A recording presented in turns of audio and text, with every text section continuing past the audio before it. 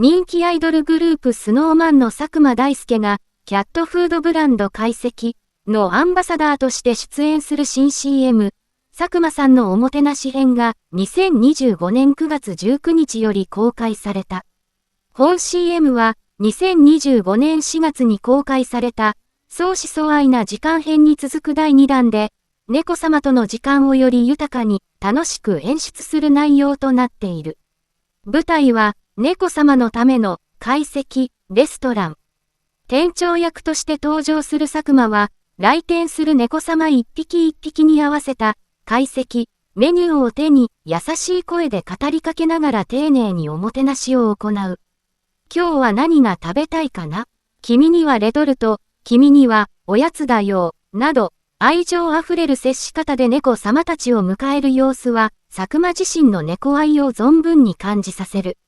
今回の CM では、子猫とも共演。佐久間が子猫用の懐石を優しく差し出すシーンや、猫様に囲まれて笑顔で戯れる姿は、まさに佐久間店長の魅力全開。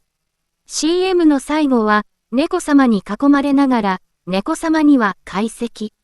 のキャッチコピーで締めくくられ、視聴者に温かくて癒される印象を残す。CM 内では、懐石5つのご褒美や、懐石ご褒美に加え、2025年秋から展開予定の新商品、懐石レトルトや、懐石2つのご褒美、子猫用など、豊富なラインナップも紹介される。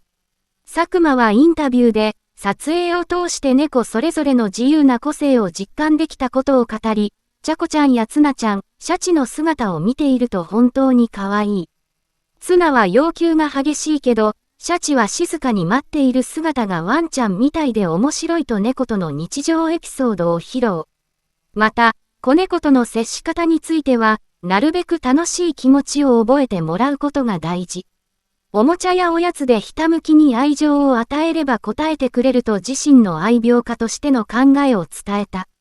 さらに、新登場の子猫用フードについても触れ、自分の猫たちも子猫の頃から食べさせていたが、今や懐石を出すと食いつきが良く、とても助かる、とおすすめポイントを語った。